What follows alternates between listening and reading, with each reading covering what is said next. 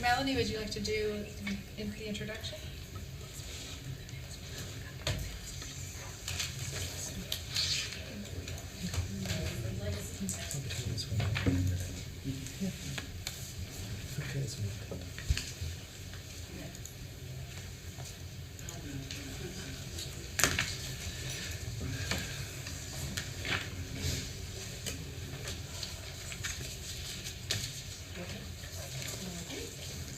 Melanie Rackley, Office of Charter Schools. Our final American Traditional Academy school today is Legacy Classical Academy in Rockingham, North Carolina.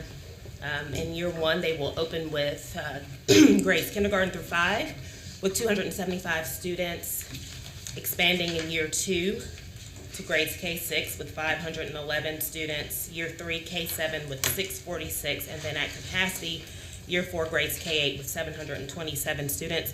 Again, like with the two former schools, they will use a reduced price matrix, will not participate in the National School Lunch Program.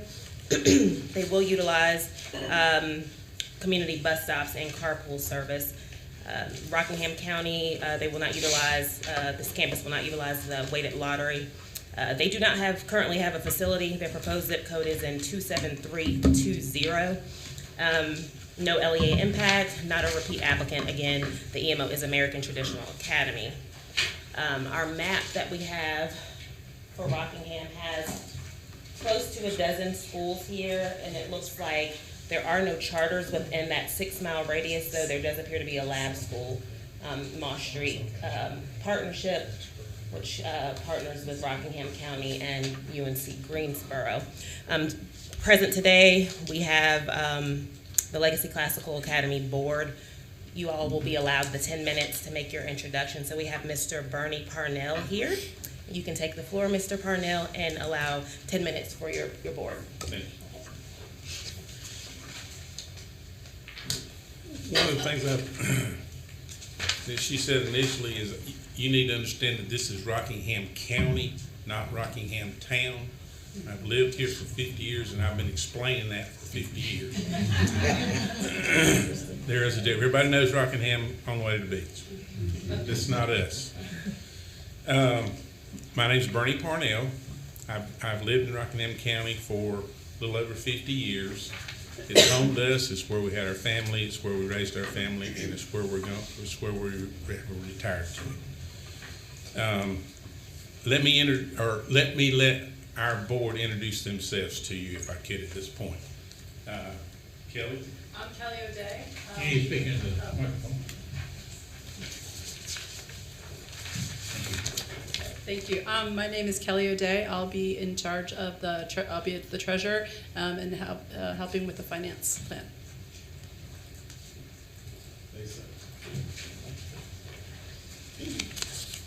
I'm Lisa Walker, and I'll be the chairwoman, excuse me.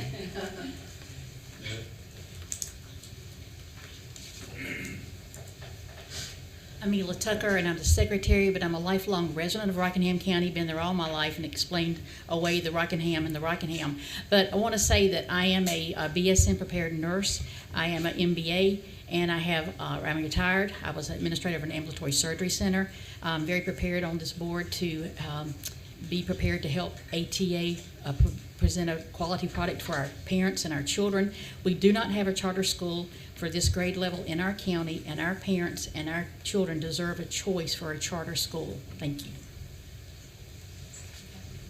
And our principal, Dr. Renee Clifford. Good morning, or good afternoon, sorry. It's been a long morning. I'm Dr. Renee Clifford. I am going to be the principal at Legacy Classical Academy. I have 17 years as a teacher experience. I have 2 years administrative experience. I am very familiar with classical education and the model, both as a parent. I have 3 adult children who went through a K-12 charter school, classical model school, and then I also taught and worked at a classical model school. I'm very familiar with the curriculum that we're going to be using as well, both as a parent and as a teacher. And I will be available full-time at the Ready to Open year to work to make this school successful. Thank you. We have one other board member who could not be here today. His name is Brian Harbour. He is born and raised in Rockingham County. He's an Appalachian State graduate. He is also a state highway patrolman, which is why he's not here today, because he is down the street teaching at the training academy for the highway patrol. And it was a conflict that he could not get out of. He regrets. Why are we doing this? Holy mackerel.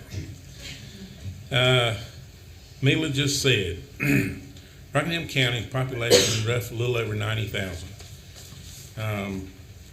We have a 6 through 12 charter school in Rockingham County. We have no elementary school in Rockingham County at this level. I probably need to apologize to Mary Catherine, because her initial intention today was not to apply for 3 schools, it was 2. It did not include us. We hounded the crap out of her to include us, because plain and simple, we are not underserved, we are not served at all with a charter school. I personally have three now adult kids that in the late 70s, early 80s started school.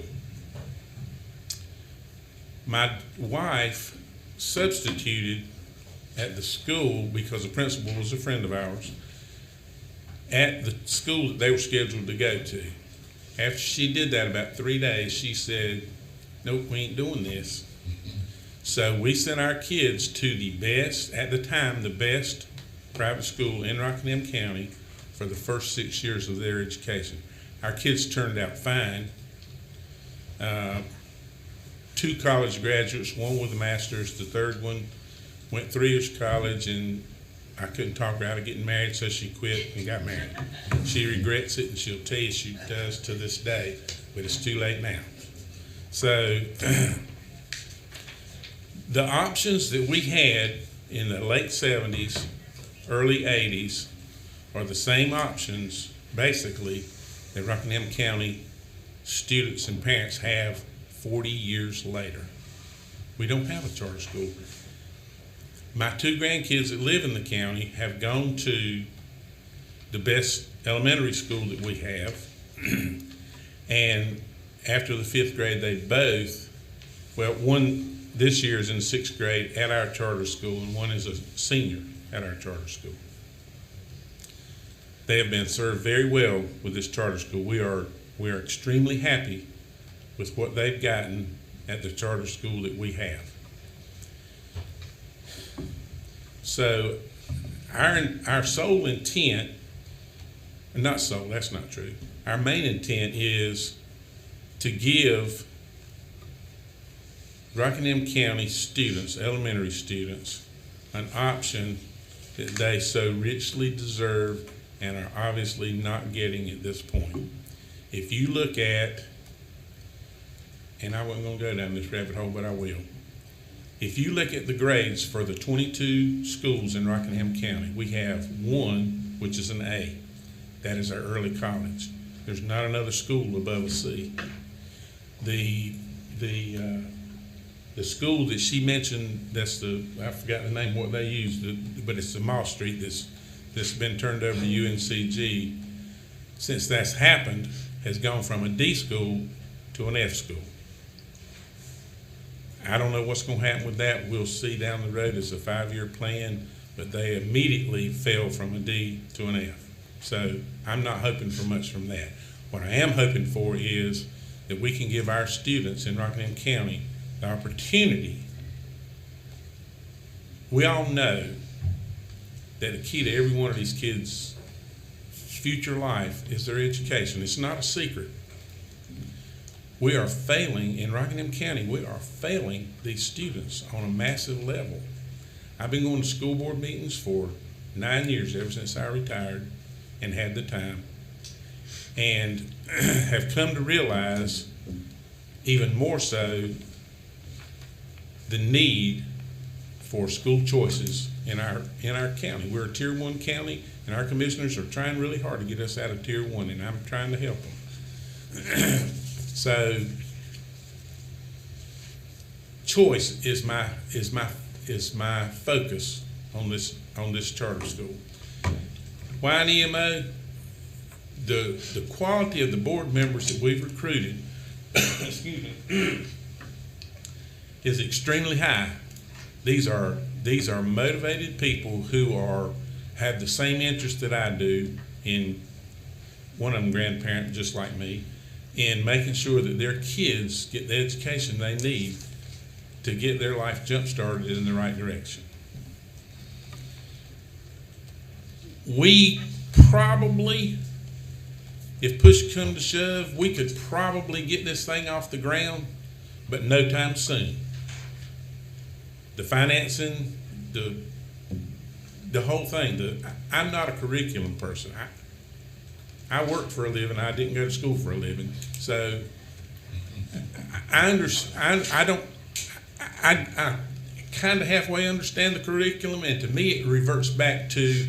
And I'm an old guy. Okay, I graduated from high school in '65, so this to me reverts back to how I was educated in my early life. I'm all for it. You know, the things that I know that go on in schools today are abhorrent. We didn't do that back then. It shouldn't be that way now, but that's, with this potential school, it can go back to that the kids are learning the things that they need to learn, and they're not distracted by the half the class disruptions that does not let the teacher do what they are trained and want to do. So the management company that we've hired can get us there a lot quicker than we can get there by ourselves. You've heard some comments this morning already about some of the principles of ATA.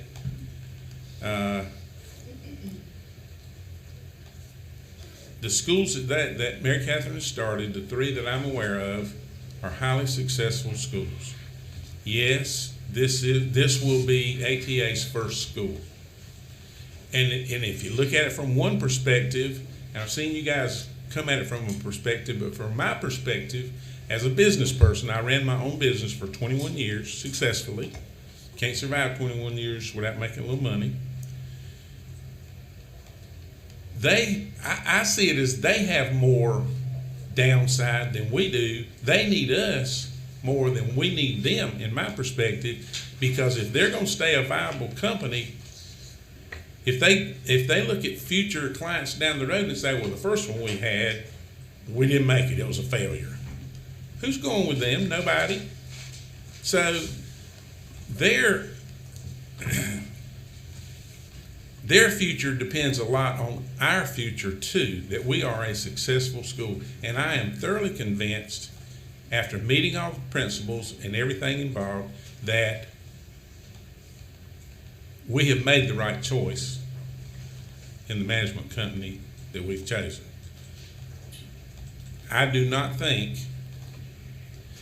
and I don't want to get into rabbit holes, and we've already been down through some of them this morning. I think their position is for them to succeed.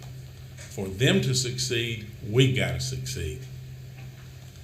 And our intention is to do just that. Thank you.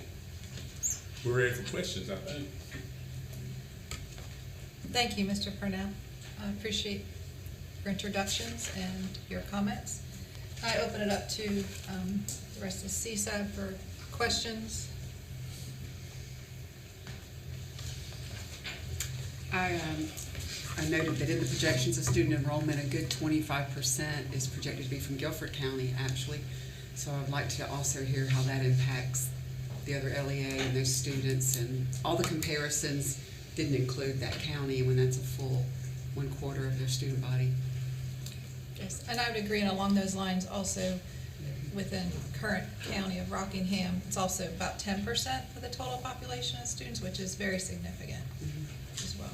So just how you plan to attract the students and how you plan to make sure that there's a strong interest for the school, given that it Just will be a quick- significant portion of the LEA. In year one, we're talking, the projections again, 69 from Guilford County and 206 from Rockingham, so, am I right, that's like almost 25%. Okay, and then year five, it's, the numbers are similar. 180 students from Guilford County schools. What other questions? Go ahead. Yeah, I was gonna, and then one other thing, I know you're gonna get onto the budget, is that I didn't see any funding for professional development until year three. Correct. Everyone probably noted Yes. that. So there obviously has to be something changed there. Yeah, budget, that one caught my eye. The gentleman already kind of mentioned why they felt ATA was a good partner from them. I would like to know how they found ATA, like how is it that you even knew that they existed? What are some of the facility options that you're exploring? I'd like to know that as well.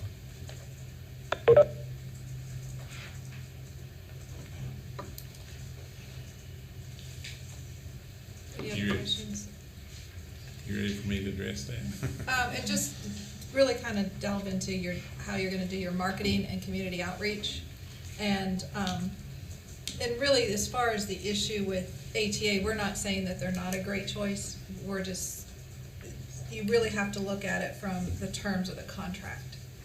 So it's not whether ATA is good, viable, or anything of that. It's more looking at the contract in relationship to what the school board is obligated to do versus what ATA is obligated to do. Looks to me like the same educational plan as earlier today. I have a couple questions about that if we have time to do that, but we can get started with the other ones. And with the core knowledge, if you could expand on, you'd be starting K-5. Right. How will you address students that are starting in grades 4 and 5 and making sure that they have that base of knowledge, because core knowledge does build on itself? And the same with Saxon, you've chosen Saxon, but you're gonna do the math, was it the math, move up math, so how does that blend together? First of all, in recruitment, our plans are through ATA. We have a gentleman with us, Dennis, who specializes in this. He's already, in talking to him, he's committed to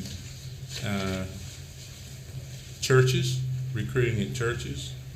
We have Boys and Girls Club in Rockingham County. And you need to understand that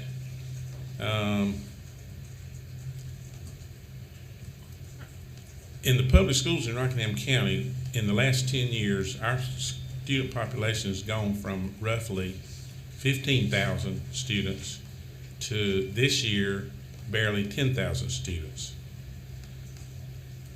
I tried to get the number this week and they wouldn't give it to me, of the number of students who go from Rockingham County to not only Guilford County, but north into Virginia.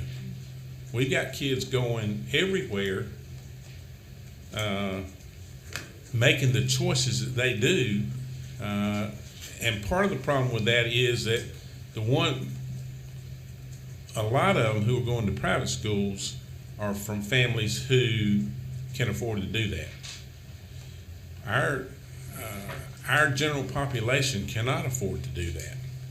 So our intentions are to recruit from places that we know the students are, to come to this particular school.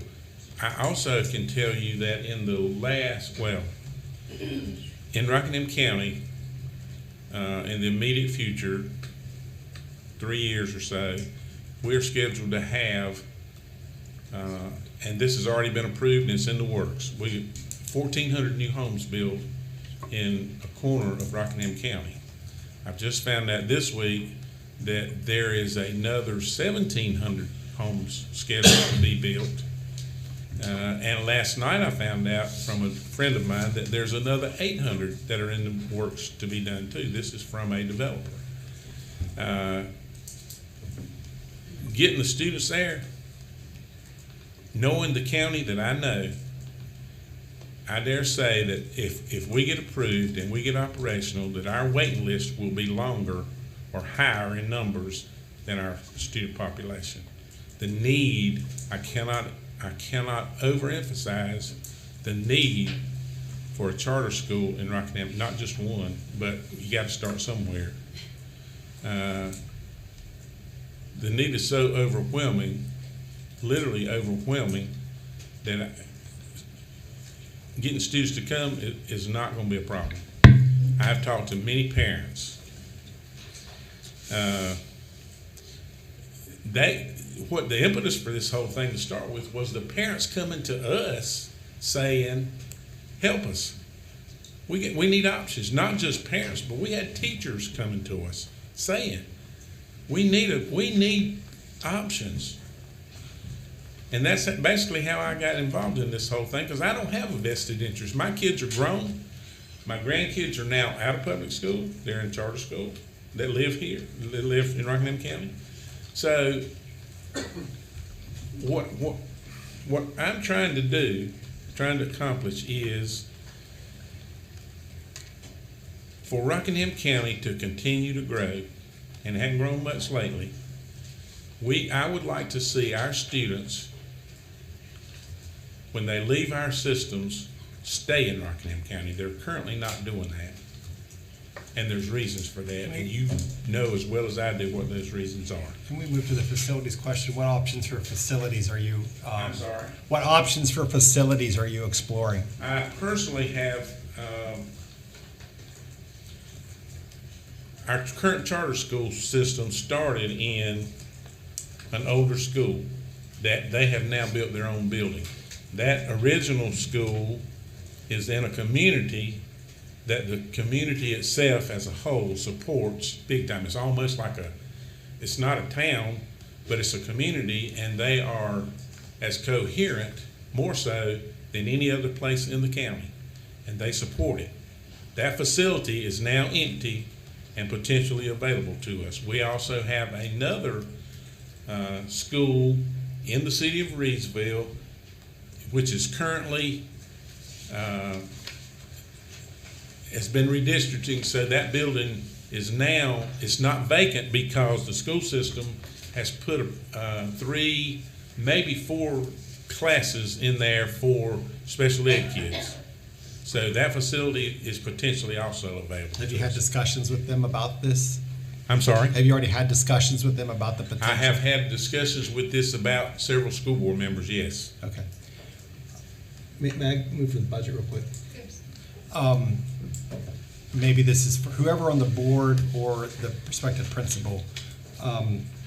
It is pretty obvious in this budget, you have $0 for professional development until year 3. Why is that? Thank you for that question. When we partnership with Saxon Math, as well as the Core Knowledge people and Shirley Grammer, they have all agreed part of our upfront costs, they will come in and do professional development at the beginning of the year. And the ongoing professional development, I will do a lot of that myself. I have a doctorate and a master's both in curriculum and instruction and have provided much professional development at the schools that I've been involved with. So we will do ongoing rigorous professional development for teachers in differentiation as well as best practices and instructional strategies.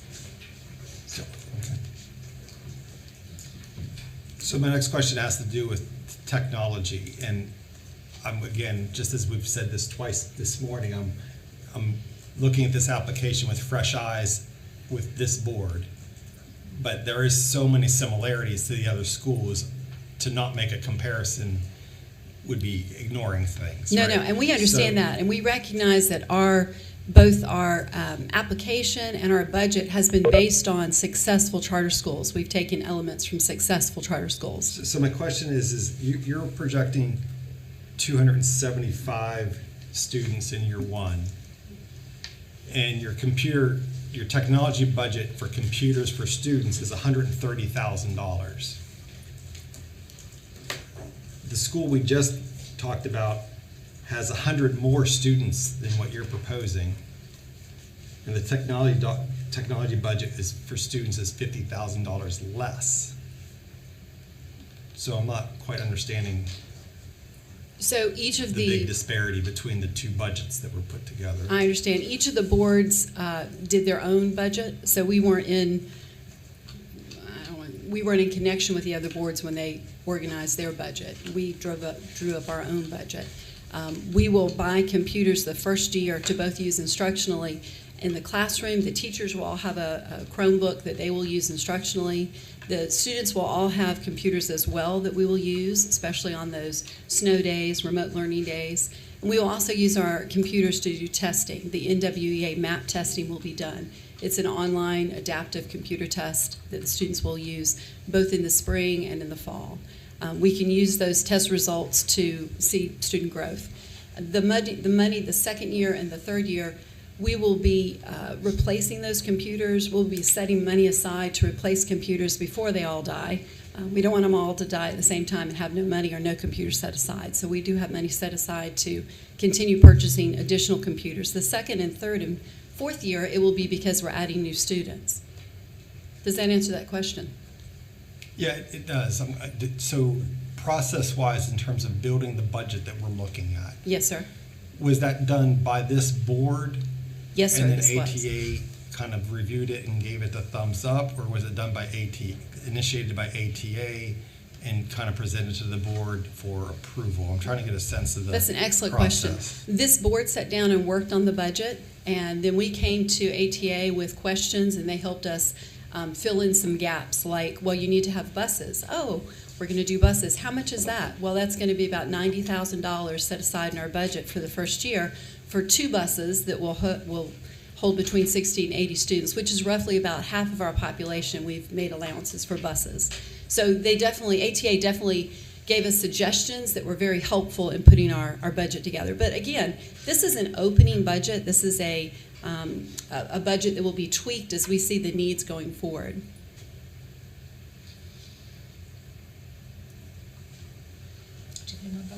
Yeah, I'm sorry. Go ahead. Ms. Clifford, since you're up there, would you mind addressing the education? Absolutely. What in particular did you want me to address?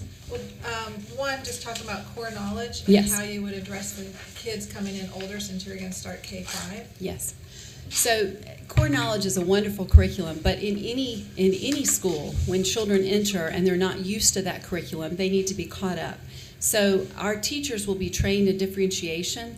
Saxon Math is another example of that. They'll be trained in how to differentiate. We'll use testing right off the bat, assessments to see where those students need to be placed. So what the knowledge gaps are that need to be filled in. So those students, the teachers will help catch those children up.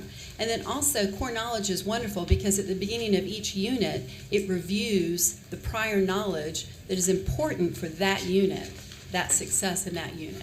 So each unit in core knowledge will do a little bit of prior review as the unit gets going. So the students who come into third grade and they should know something that was taught in core knowledge in first grade, well, that third grade teacher will review that unit, review at the very beginning of that unit. Now remember, boys and girls, in first grade you learned, or if you didn't, that's where it'll fill in those gaps.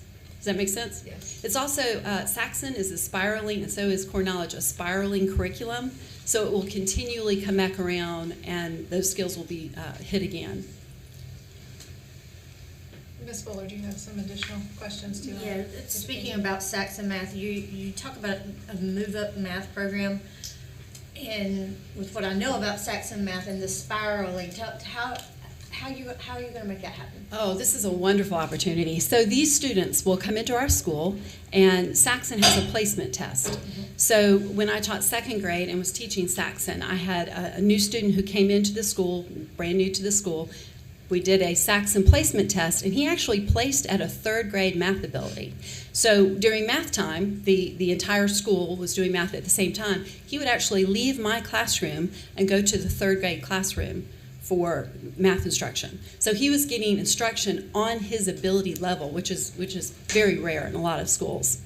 Does that make sense? Absolutely. So for the reverse of that, you've got a fifth grade student that is performing on a first grade level. You send that fifth grader to a first grade classroom? Absolutely not. That child will get instruction on the fifth grade level, but we'll have a very rigorous MTSS process. So that student will be identified as a student who has needs. We will have a full-time tutor who will be working with that student to catch him up. All of our teachers will do after-school tutoring at least one day a week. A lot of them will do it more than one day a week to help catch that student up. So as soon as that student is able, we will modify assignments until he is on grade level, but as soon as he is able, he will be on grade level and be working successfully.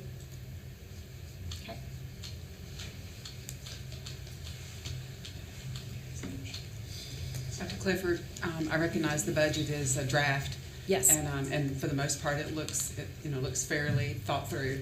I would just encourage you to allocate something to your professional development years 1 and 2. Your teachers may want to attend a conference. Absolutely. They may want to take an online class. I mean, there has to be some level of funding. No, and that's a Zero good point. And Again, what you acceptable. just described happening doesn't just happen innately with teachers. So the PD that goes behind that to make that right. successful, not just being done, but being done successfully, doesn't happen without. No, I totally understand, and I will do that. We last year I did some professional development at Bessemer Elementary and Guilford County Schools as an assistant principal on progress monitoring and differentiating for those low babies in our classes. So I have that instruction, I have that professional development ready, but one thing that hasn't been mentioned is we'll use our partnerships with other charter schools in the area. Thomas Jefferson is a charter school in the state that has already said you guys can come in and watch our teachers do it. We'll have the instructional coach at Revolution Academy, who is a friend, who will be willing to come in and do some training. So one thing I think is very valuable, I know as a teacher for me, to be able to go into a classroom and say, oh, wow, that's how you do that. Okay, I get it now, to be able to see it. So I'd love for my teachers to have that availability to go to Revolution Academy or Thomas Jefferson Academy and see how they're doing it successfully. I do understand. I've done similar things in the Excellent. past as well. It's making very good use of your talents and your education as well as your resources. Yes. But still, I would say, there needs to be some funding there, some Absolutely. level. Okay, yes, Yeah, thank you. yeah, I yeah, do yeah. appreciate that suggestion. And again, Right. You gotta pay to get them there. yes, no, I totally understand. And this is, again, an opening, beginning budget, so we have the ability to tweak that. So thank you for that suggestion. I appreciate it. Wasn't there a question about how you chose this EMO and the process of all that? Yes, so, see, anybody else want to speak to this? Bernie, do you want to speak to this? I'll start, you can hop in. My relationship with Mary Catherine started when I was a teacher at a successful charter school that she opened, Cornerstone Charter. Was familiar with what she was doing, came to her about 2 years ago and said, I'm interested in helping start a couple charter schools, or at least one. I wanted to work with one. And she told me what she had going on at the time, and I pulled back and waited, and in the last 6 months came back to her and said, I really want to get involved in the charter schools and helping plant some good charter schools. At that time, she told me about some of the plans that she had in works, and about the same time, we didn't realize we were both doing it at the same time, Bernie was bugging the heck out of Mary Catherine to open one in Rockingham County. So Mary Catherine's really great and gifted at putting people together. And so I'm saying, hey, I want to work with one of your charter schools. What do you have available? And she already had principals lined up for her 2 other ones. Bernie was saying, we need one here. And so she introduced Bernie and I. And from there, we said, well, tell us what you have for us as an EMO. And she laid out that part of the process. The one thing is, I think it's already been mentioned, but the ATA, our EMO, wants us to be successful because that's how they're going to be successful, both in recruiting new schools, but also that's how they make money, is if we are successful. Bernie, do you want to talk about that? So Bernie and I have known each other for about 10 years, and I've been Bernie's ear about the school systems in Rockingham County, as I have had 2 grandchildren.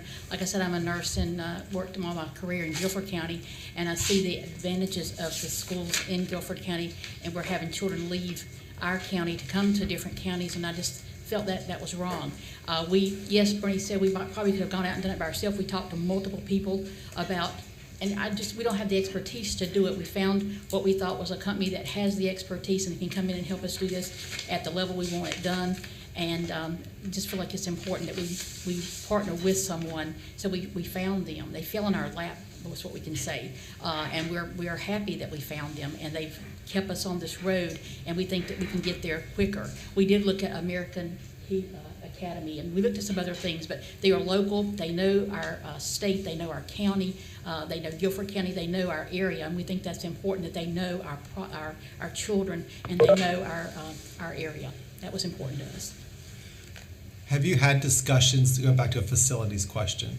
I know you don't have a facility secured yet. Obviously, you're looking at different places. Has there been discussion as to who would actually own the facility? Would it be you, the board, or would it be ATA? As a businessman, that's a double-edged sword. I can tell you that I've been to school board meetings in the last 18 months, and our guys have had to replace 15 out of 22 roofs, just the roofs. The money that has been spent on roofs in Rockingham County is ungodly. So, in my opinion, I don't know that it matters which owns it. I can look at it from both sides, and knowing facilities, I'm not telling you guys anything, facilities are not cheap. They're also not cheap to maintain. So if our management company is willing to invest in the facilities, I'm okay with that. Good, because they're also going to have to invest in the maintenance of them. Now, part of my deal in my lifetime is a fundraiser, and I can raise funds. I'm not sure I can raise $1.5 million to put a roof on the school. I will give it a shot if I have to, but I feel like there are more important things that I can be doing than that. So, who owns it? I don't know that we've actually determined that yet. I'm good with either one, personally. You do understand that whether you own it or they own it, you still would be putting the roof on it. Right. So. I understand that. Yeah. For the financing, we can partner. We are working with ATA, so we can use a lease and or a mortgage. So it depends on what opportunity we're able to find at that time.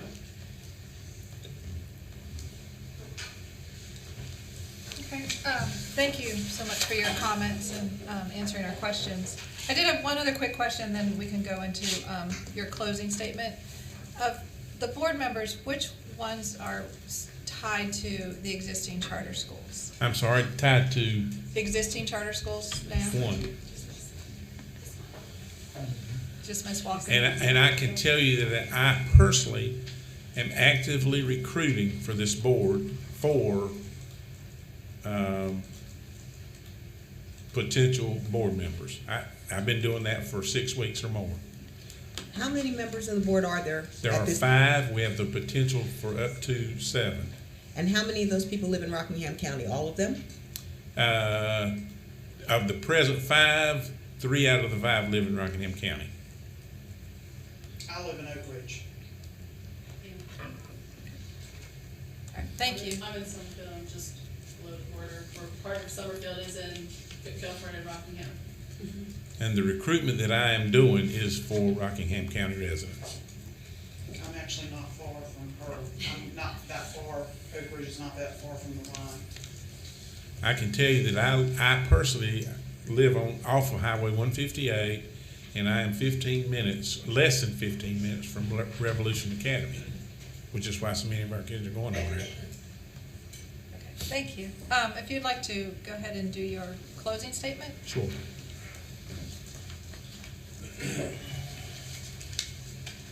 I don't mean to repeat myself, but I think this is the core issue for me, is the lack of choices that our Rockingham County elementary students have.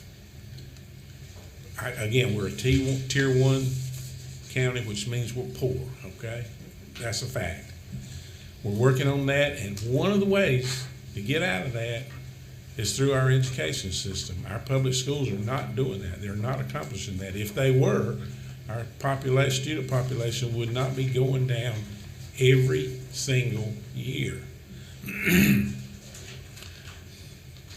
I am confident that we have recruited at this point a board that is fully capable of holding ATA accountable for what we're not agreeing with. There is not a single one of these board members that's shy, trust me. They are not scared to voice their opinion, and a couple of them are, including me, are vehemently trying to get this charter school going. It is, we've wasted, in my time in Rockingham County, we have wasted 40 years in giving our student population and parents an option that they can live with and that they can succeed with. Our board is strong. It's going to be stronger because of the class of people that I'm recruiting at this point. And it's, look, we could have a 25-member board of people that I could recruit that are on board with this. That's not what we're going to do, obviously. Rockingham County, I don't know how many of you guys are even familiar with Rockingham County, but we're in trouble, guys. Our student population, and I can tell you one of the things that an assistant superintendent told me that makes me so mad I can't see straight. I asked him, cursive writing was one of the things. I can tell you that my senior grandson cannot write his name cursively. He was educated first 6 kindergarten through 5 in Rockingham County schools. He cannot write his name. His sister, I give credit to, who just started 6th grade, can do it. I gave her a piece of paper that had the statute that says North Carolina schools will teach cursive writing. It's just 3 sentences is all it is. I sat down with her because I pick her up at school, take her home to one of her parents' who's home. I sat down and made her write that statute out to me. It was awesome. She can do it. I'm so proud of her.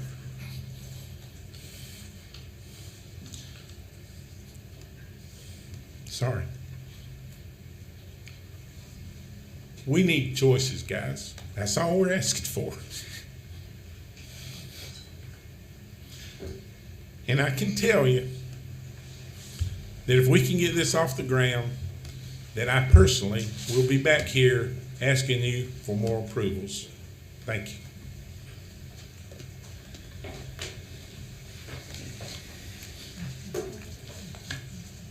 Thank you.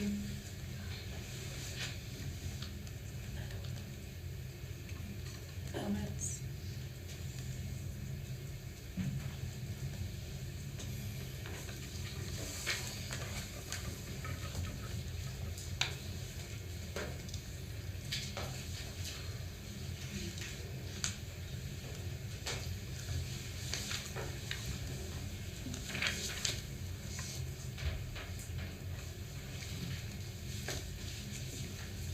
All right, I'll start.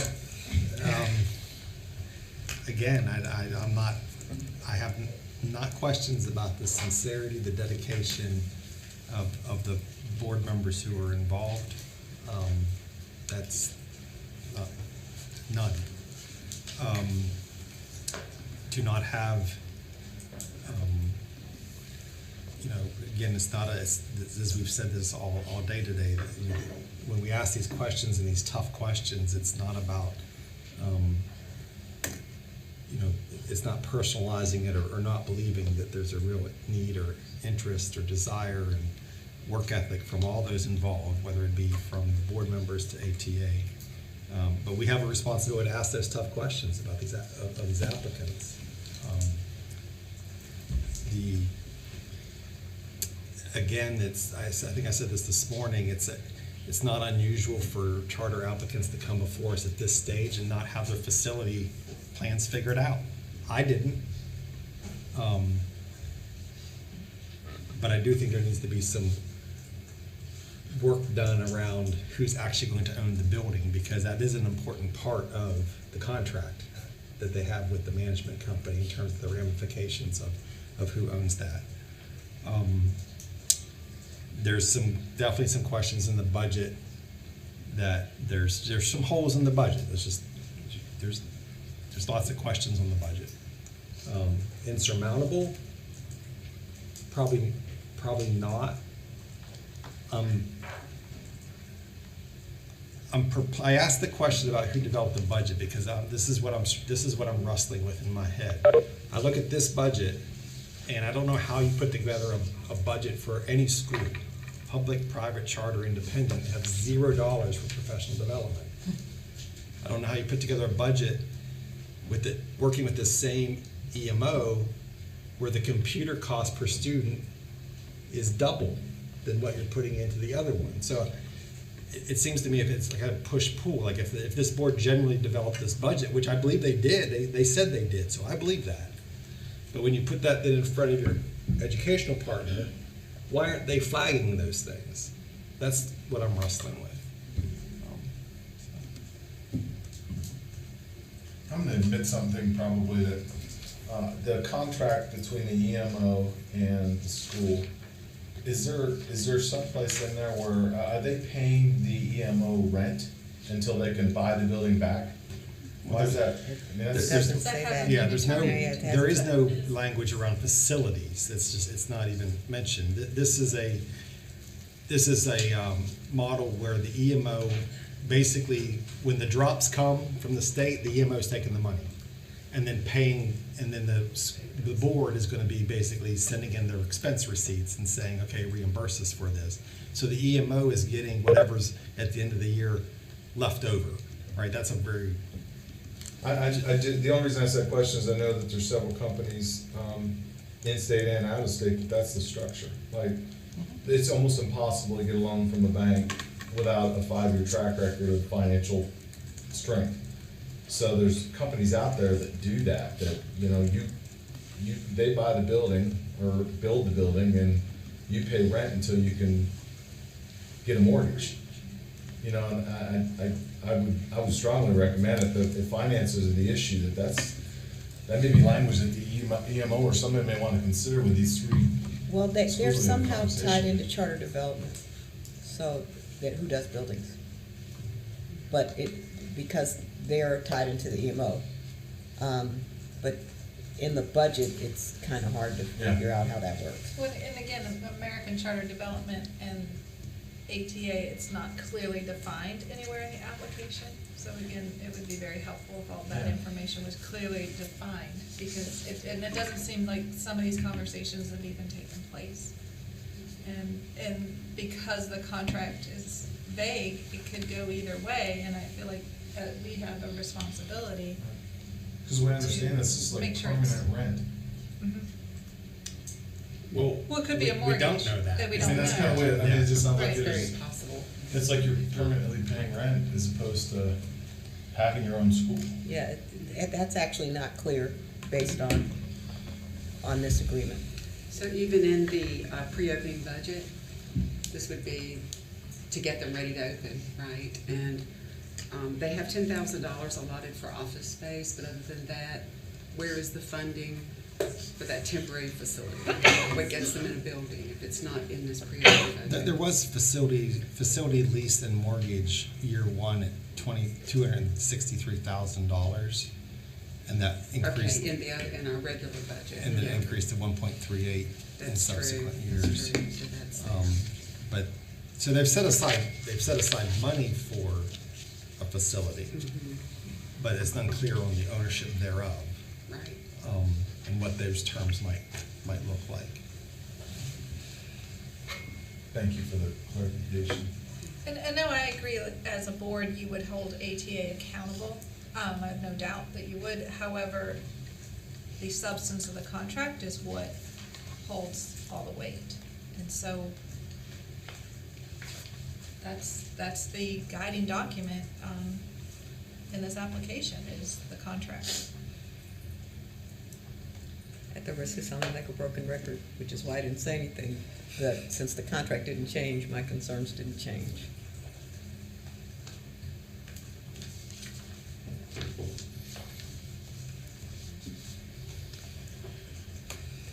So there isn't, and again, there's no facility either, so this is a little different.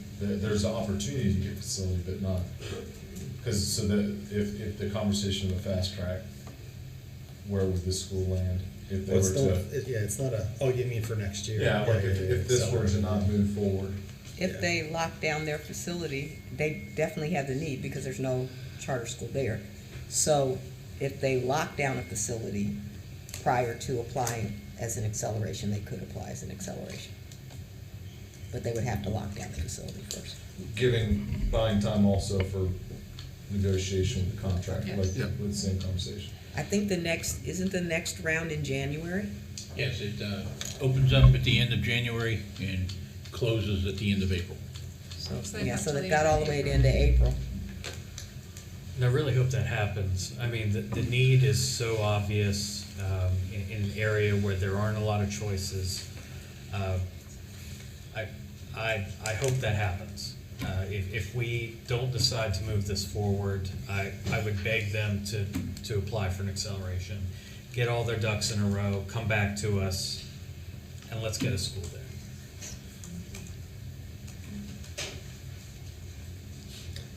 Do I have a motion? I don't disagree with that. I think they've gotta button up this budget. Yeah. There's just, and they've got the experience with their proposed EMO that they should be able to do that.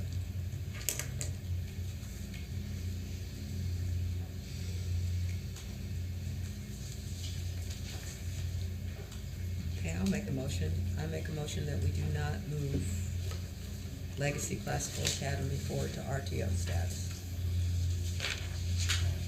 Do I have a second?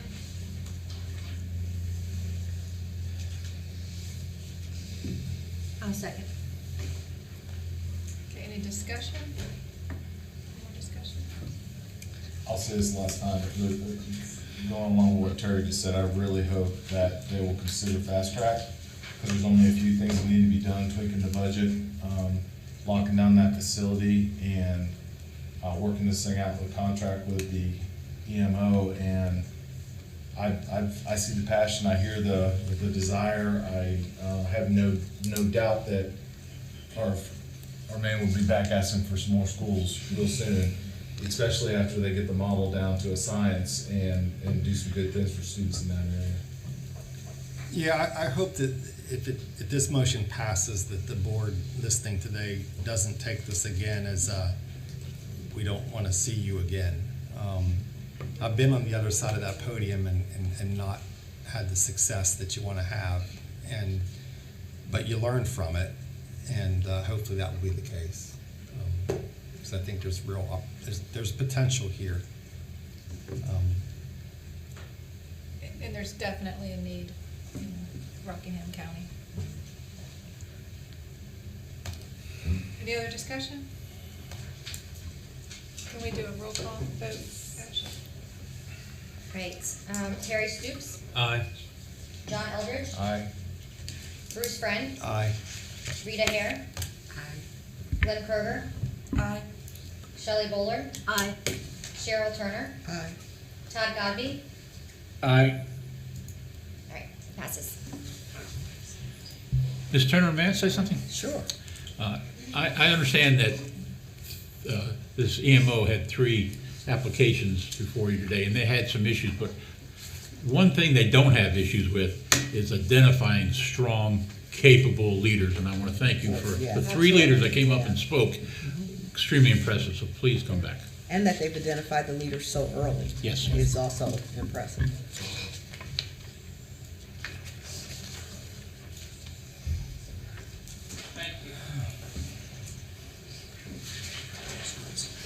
We're going to take a quick, if we may, maybe 5 minutes. All right.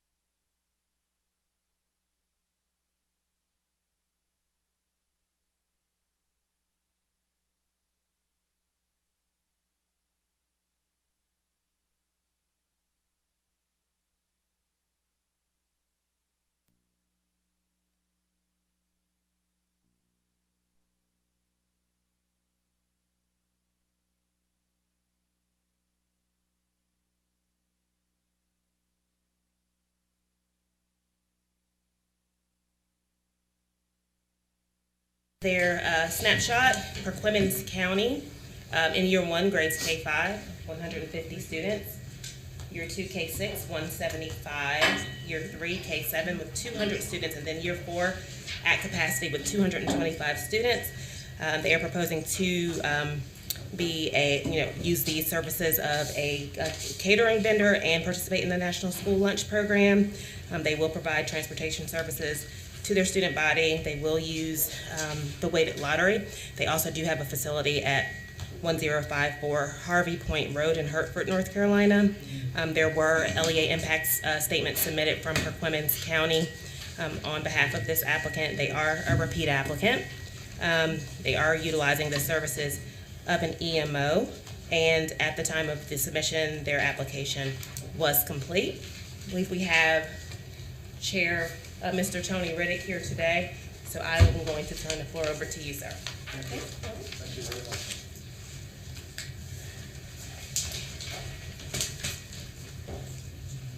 much. Good afternoon, everyone. Good afternoon. Hello. Always good to be here. And thank you for again for inviting us. So I'll go ahead and get right to it. Thank you once again for having the Elaine Riddick Charter School Board come and speak with you about the urgency of establishing an accessible and high-quality school of choice for the Clemens-Pasquotank region. We come before you as a previously State Board-approved Board of Directors that is comprised of successful entrepreneurs, PhD scientists, and long-standing community activists. The qualifications of this board present the state with the promising opportunity to establish school of choice in an area that has been deprived of such since the approval of charter schools in 1996. Children in this area are being graduated as functional illiterates, and this board's intent upon providing a solution to our community. As previously mentioned, the application and board before you today were approved by both the Charter School Advisory Board and State Board of Education in 2018 and 2019, respectively. Since that time, the board has participated in Ready to Open process twice and gathered student applications in excess of what we are requesting to be approval for today. The board is much more equipped and trained than it was when it came before you 3 years ago. Since our last interview, the Elaine Riddick Charter School Board of Directors received an email that presented 2 questions we would need to answer today. Number 1, clarify the building, land lease, and provide contract. Who owns the land? Why does the contract state Delaware? Will Elaine Riddick sublet from Torchlight? Number 1. Number 2, what will the fee for Torchlight be? It's not a line item in the budget. Regarding the first question, the management company has entered a written contractual land agreement for over 5 years with the landowner. This is an agreement between 2 private entities. This agreement allows the management company to sublet to the Elaine Riddick Charter School Board. The contract between Torchlight and Elaine Riddick in the application had a typo referenced Delaware, which we had utilized a form contract and had missed the mention of Delaware when signing. We have since changed that to North Carolina and initialed the change of the contract. We have a copy of this document. You may review it upon request. Regarding the fee that Torchlight will receive, we would ask that you review the Article 3 of the management agreement that lists Torchlight Academy School as a manager at risk. A manager at risk contract obligates the management company cover any expenses in excess of the revenues to operate the school as originally budgeted. The management company utilizes the revenues of the school to provide the services listed in the agreement. If the management company can provide these services at lower rate than budgeted, they then get to make a profit. This is how any business operates when they provide a service. In addition, the management company may purchase items in bulk, provide them to all schools, further reducing their costs. In essence, the management company is able to create economies of scale within its business to produce profits from the operating budget of the school. It is also pertinent to mention that the management company has already agreed to commit in $50,000 in school's inaugural year to assist in the startup, in addition to $150,000 already expended thus far. The agreement and management structure is very similar to that of NHA, which is a management company that currently operates 12 schools in the state of North Carolina. The same type of agreement and budget presentation was provided in 2019 that this Charter School Advisory Board approved without the same confusion concern. The board dictates the budget and the management company is tasked with implementing the budget. Further explanation of how the contract works in relation to the management company at risk also detailed in the application. Specific questions and answers that address this is in applications are questions 232, 233, 234, 238, and 241. The board and management company have a working relationship spanning over 3 years. The management company is the first that we're aware of that displayed a significant interest in establishing a school in the rural community of Clemens and Pasquotank counties. The management company executives have been operating schools in North Carolina for 20 years, and within the last 5 were recognized for achieving highest level of academic growth of any charter school. We believe that their experience will be a great value to our independently qualified board of directors implementing our school plan. We'll continue with the opening statement with Dr. Hortense Dodo. Good afternoon, Board. It's a pleasure to see certain faces that we saw about 3 years ago. My name is Hortense Dodo. I am a board member of the Ellen Reddick Charter School, and I'm also the president of Untitled, which is a biotechnology company located in Elizabeth City, North Carolina. Could you please speak up? I can't hear you. Okay. Our mission at Untitled, is it better? Yes. Yes. Mm-hmm. Thank you. Our mission at Untitled, our company, is to save lives, the life of children and people who are allergic to peanut. And to do so, we are developing an allergen-free peanut plant. And we recently received a badge of honor and a stamp of approval from the National Science Foundation with a grant of $1 million. You can tell from my accent that I was not born here. I came here as an international student. The driving force for me to come here was the quality of the education in the United States. At that time, in the mid-80s, the US was the golden standard in terms of education. The US was a leading country in science, in math, and in technology. I came here, got a degree from the University of Georgia, my master's degree, and then my PhD from Penn State University. And the quality of this education gave me a chance to travel around the world to teach not only in Europe, in France, in England, in Slovenia, in Asia, in China, in Japan, and in many countries in Africa also. Since then, unfortunately, the quality of education in the US have changed dramatically. If I can just read here very quickly, American school, this is a document that I printed from the Atlantic. American school versus the world. They are expensive, unequal, and bad at math. This is the title. From the Pew Research Center in so the first one was in 2013, the second one in 2017. US students' academic achievement still lags that of their peers in many other countries. And the last one in 2019, US students continue to lag behind peers in Asia, in Europe, in reading, math, and science exam show. So it is quite unfortunate that, we're seeing a trend that is going down. And overall, what is this saying? This is saying that the US schools are not doing enough to prepare its students to be competitive globally. The US educational system is mediocre, so I'm just listing information that was written here. The US educational system is mediocre compared to the rest of the world. The socio-economic class in the US plays a larger role than in other countries. The scores that are given during these tests are an economic indicator, because as you see rising score, it is a good sign that the country's economy will also grow.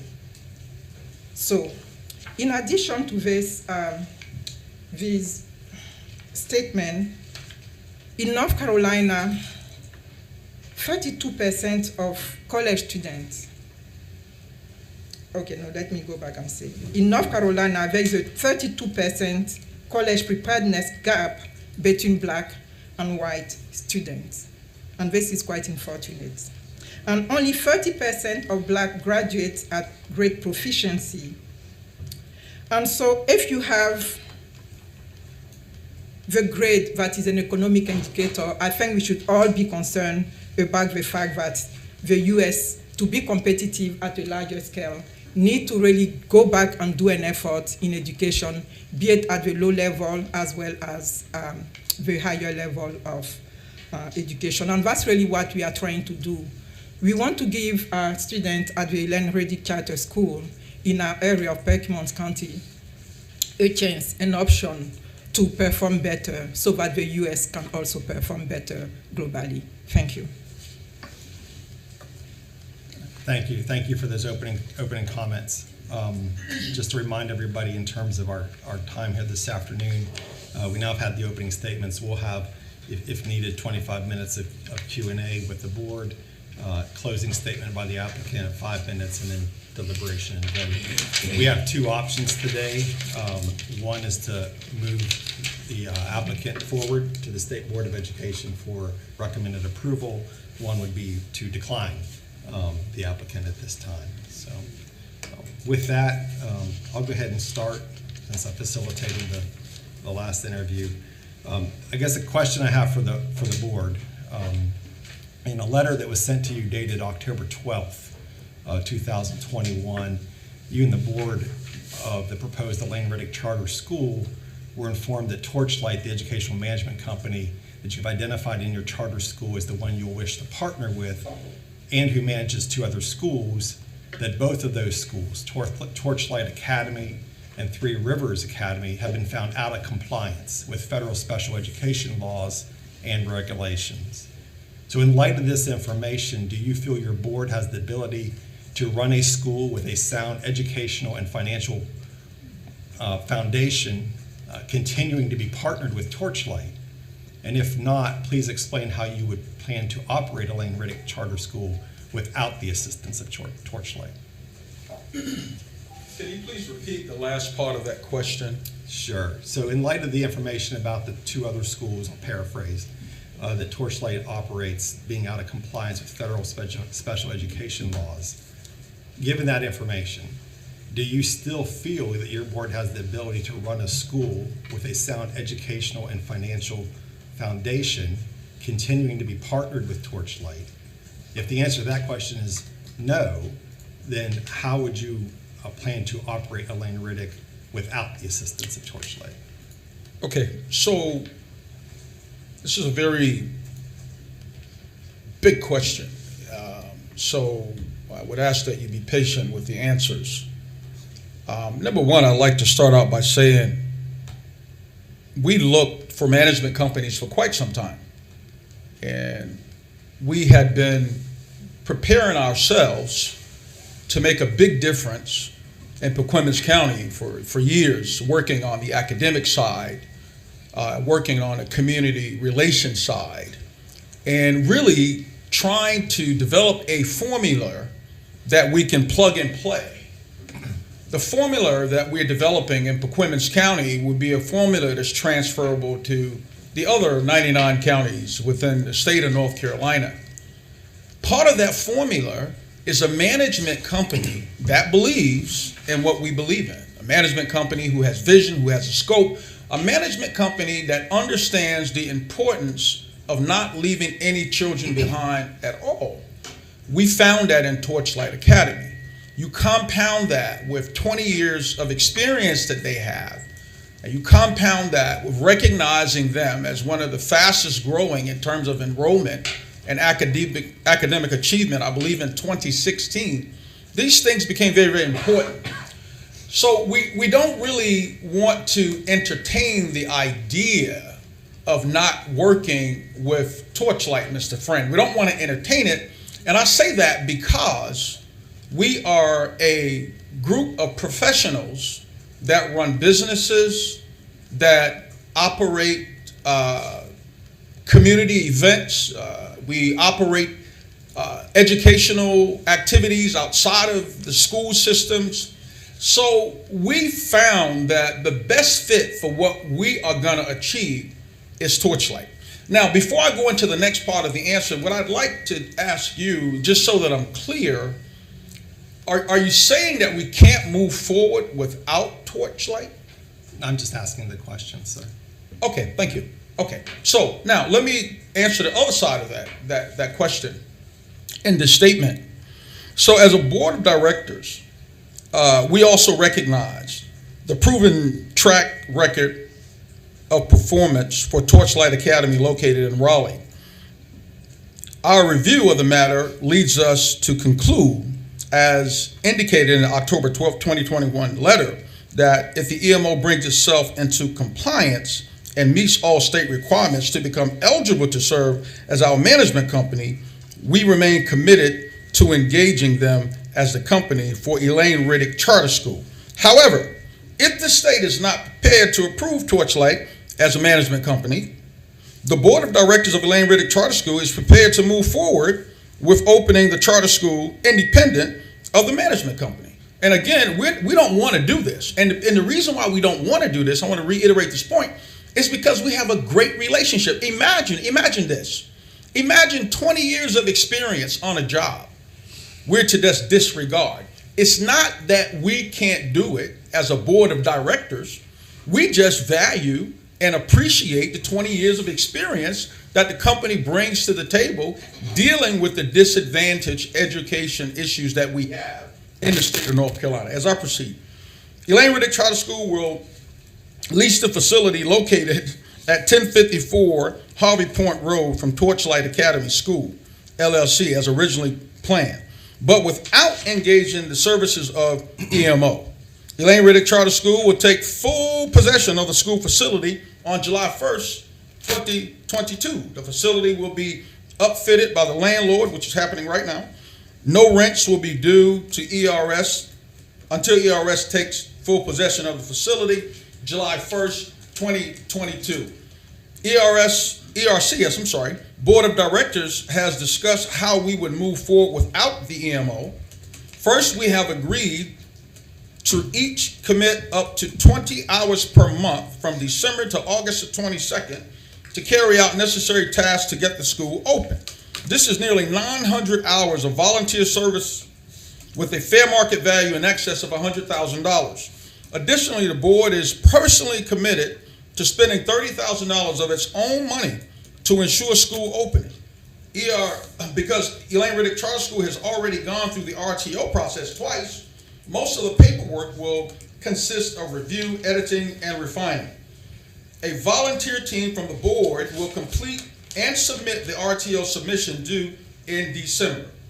March, April, and May, the team will meet all other paperwork deadlines.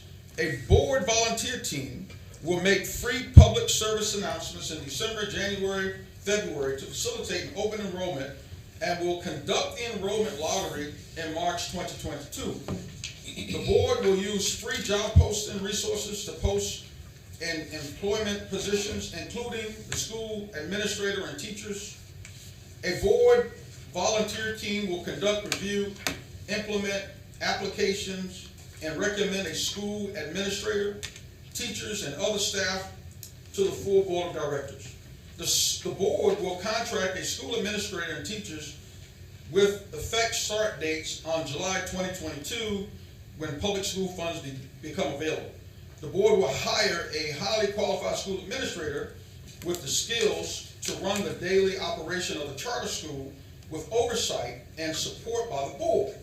We are currently exploring options for a financial services vendor who will help us facilitate setting up the school's financial services, operations, and accessing DPI system as required by the RTO process. We will commit to one of the identified vendors by February. School psychologists, speech pathologists, occupational and physical therapists, and other exceptional children's programs, related services, and vendors. The school will obtain charter school insurance with an effect start date July 1, 2022, with initial premiums paid by July 2022 after the school receives initial funding. Last page.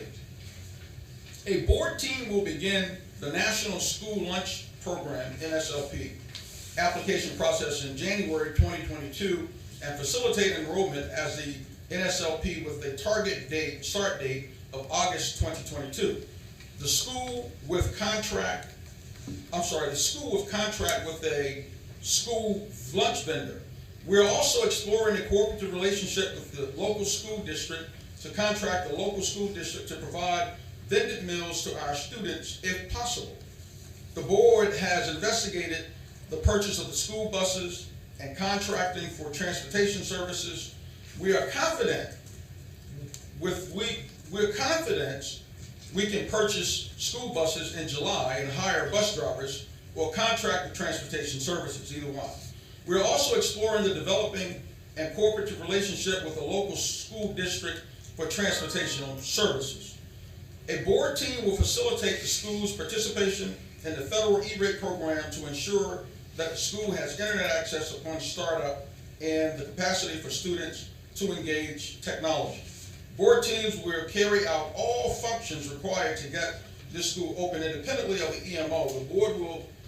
The board will seeking financial support from local businesses and apply for grants to support the startup and operation of the school.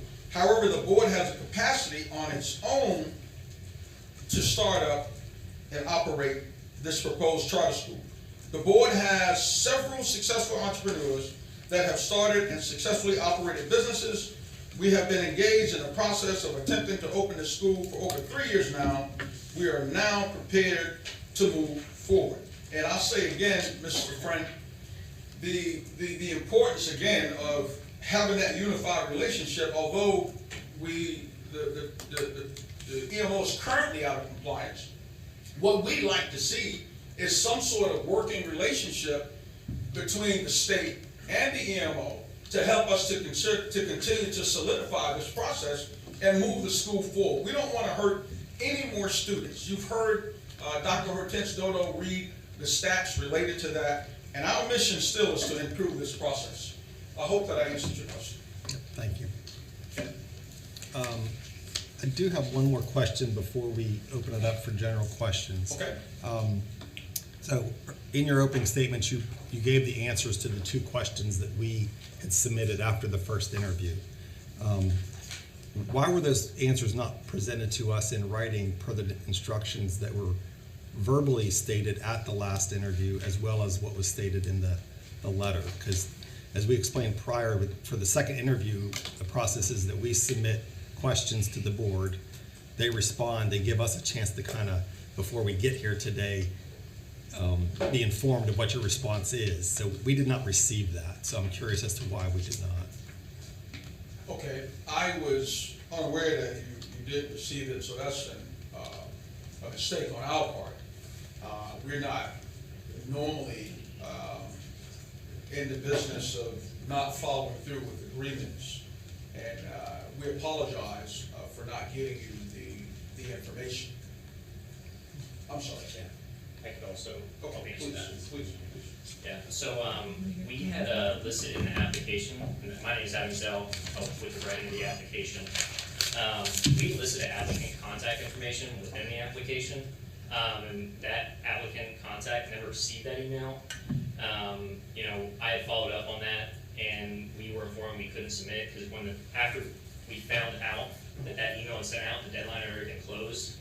Mr. Riddick was the one that received it, but he was in Africa, I think. It just went to his spam, just coming from an email that he hadn't seen before, and it had a link in it. And that was the way that you answered the question, was the link. A lot of times, if you receive an email with a link in it, from an email that you never received, that will be filtered spam. So I'm going to respond to that if I may before we open. We made it very clear. I made it very clear because I'm the one who gave the instructions verbally at the last meeting that the email would be going to the board, not to the EMO. And this is the second interview I've ever heard someone say they went into their spam. So that's a coincidence, I guess. Yeah, I mean, you can see it when we talked about looking for it too, so that's all the information I really have for you. Thank you.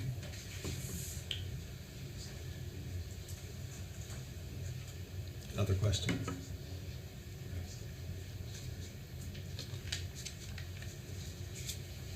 Let me add to that. There's a little bit of confusion. Mr. Riddick received that question that you read. He received that a few days after that meeting. That wasn't the email I'm referring to. I understand. We thought that was the only question. So we were looking for any additional questions in addition to the fact that they went in other places. So, Well, the board was sent the question about out of compliance and being prepared to answer that today, which Mr. Riddick has done. And the board was also sent questions from CSAB members to be written, to be responded back to prior to today's meeting and to be given, I think it was like 10 days in receipt of the email, and we did not receive that. That's what I'm questioning. understood. Yes, sir.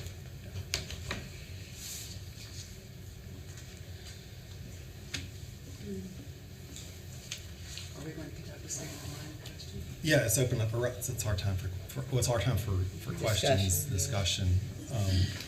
Well, a lot of my questions center around the budget. Let's start with the budget. Yeah. So budget questions. What else do we have? I'll throw this out. Don't mean to dominate the conversation, but I've heard Mr. Riddick say that, certainly a strong desire to remain partnered with Torchlight. Yeah, Mr. Frank, I can't hear very well. So what I heard you say this morning or this afternoon was a strong desire to be continuing to partner with Torchlight. But if that were not possible, that you felt the board could do it on your own. I don't think as we sit here today, though, that we can take that into consideration for our vote, because we have to vote on the application that was presented to us, which is the partnership with the EMO. So I'm hearing you say that you feel the board can do this on your own if needed, not desired, but if needed. But I don't know that we can entertain that as part of this application cycle. That's a question I guess I'm asking for others to clarify. Mr. Frank, can we go ahead? Yes, we had this question. We were quite surprised and puzzled by this question because we are into an accelerated process application. So what does it mean for that process? Meaning that if we had to change now the management company, are we still in the process of accelerated application? Yes or no? This was a question that we really have for you as we're moving forward.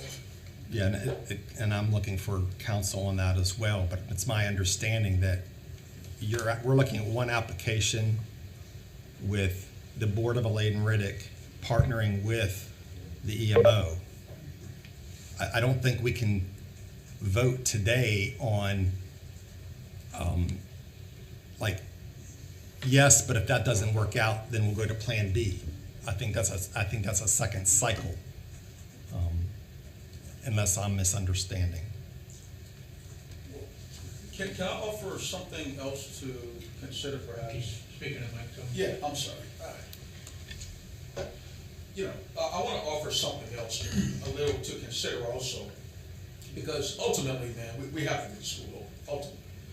And for obvious reasons. So, although we are really married to that formula with Torchlight, we're married with them because we know, factually, having experienced public school systems ourselves, we know how to make this thing better.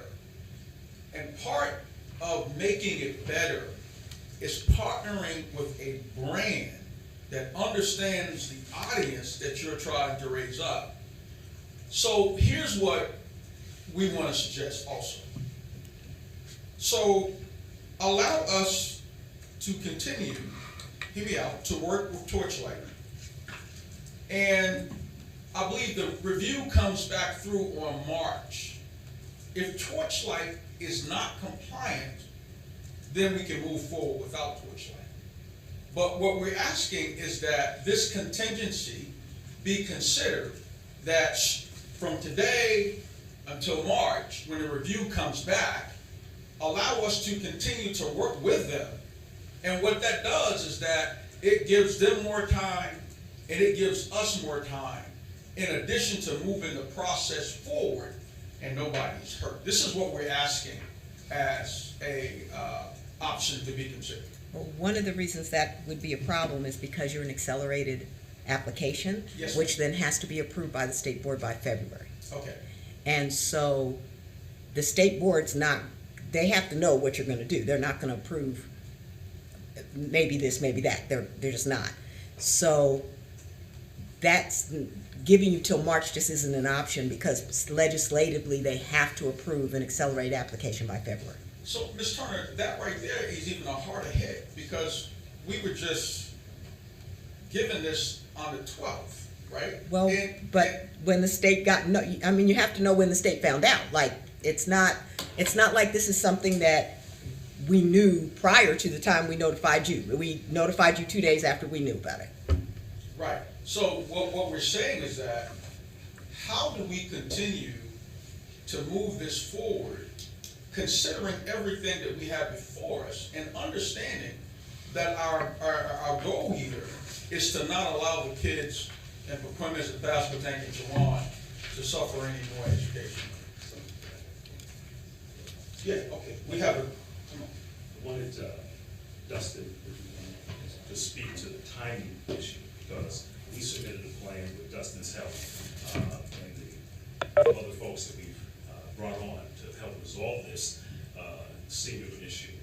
And that plan is have us being done quite much a bit earlier than we just talked about. I'm sorry, who are you? So I'm Dustin Squibb, I'm the EC Director now for Torchlight. Please speak up. For Torchlight Academy and Three Rivers. I was brought in 3 weeks ago to help support the schools meet the corrective actions. As of Friday, I submitted a corrective action plan for both schools that has us meeting prong 1 of the compliance portion of the corrective action by the beginning of December. So I mean, I think the heart of the matter gets to your application that we're reviewing is an application that Torchlight and Elaine Riddick Board is definitely tied together, and that's what we've been going with all along. Going without an EMO at this stage of the game is a substantial change to the application. And we dealt with this morning with another school that, you know, if we would have allowed, would have been glad to go home tonight and rewrite the application. And we can't allow that. The application has to be viewed on its own merits. So I just, and this isn't me making this up. This is the process that, you know, we've always gone through as far as that I know of. I don't know how we go forward with the Elaine Riddick Board teamed with Torchlight and what this charter school's view of that is versus, okay, Elaine Riddick Board moving forward without Torchlight. You know, we don't have the option of voting A or B today, or A and B, whichever one happens. Please, someone, if I'm wrong, correct me. Was the choice to go with Torchlight for financial reasons to get the school open, was that pretty much the deciding factor? That, along with the relationship that Torchlight, I'm so sorry. That, along with the relationship that Torchlight has proven to have with disadvantaged children, that right there was very high for us. So, thank you. Yeah. Yeah, and Mr. Friend, another question too. We're conversing, and we really appreciate this. you say, so the decision doesn't have to be made today, correct? No, it does have to be made today. Oh, it has to be made today. Yeah, this is the second interview. This is, there's no punting to a third interview, particularly because this is, well, there's not, yeah, this is the second interview. Yeah. Okay, so if a decision has to be made today, and Torchlight is making all the strides to become compliant, and, you know, we know that there are a lot of issues with EC compliancy throughout the state, right? We get it. But this is not something that's common to that management company. It's not something that's common. So, what we're asking the board to do at this point is to help find a way that we can continue to move this process forward. There must be something that we can do. There must be some sort of contingency, something that you have the authority to do so that we can continue to move forward. We don't want to throw this out. We put in 3 years of work, as you very well know. We were approved in 18 and 19 by the state. At this point, we don't want our board to get discouraged, and I don't want to get discouraged, but we don't want to personalize it either. But what we're saying, we believe, as a citizen of the state of North Carolina, we believe that there's something that you can do to help impact this process. Let me also say this, right? And I don't want to get too far off, but right now, when you look at the conditions, when you look at everything, we got contractors in our building working. We got parents that are volunteering on Saturdays. We can't afford to discourage or set them back anymore. So as a state, we're asking you to bend, find a way to help make us successful and help improve the education with our children. There must be something you can do.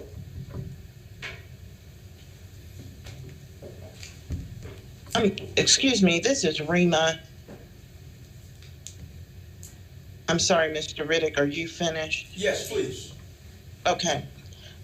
My question would be, since we don't have a clear path to determining whether or not, from a regulation standpoint, we are correct. And I say we, but I mean you all, in making this decision because we could basically negate the entire application by implementing a plan, as you said, that does not involve Torchlight, or whereby we implement and execute everything on our own as a board, that substantially alters the application.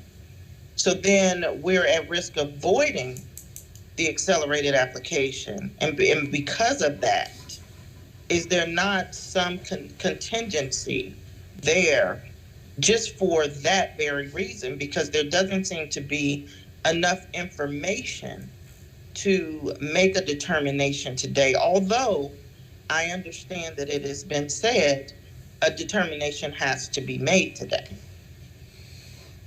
I just don't see how it can be made in all fairness based on what we're saying here. Other questions from CSEP members or comments? I almost don't even know, I'm not sure where to go. The current non-compliance issues with both Torchlight and Three Rivers, and we have to base it on what is happening today, and the current non-compliance status would make it impossible for us to agree to today for you to partner with Torchlight. So you say, by December 1, it'll all be fixed.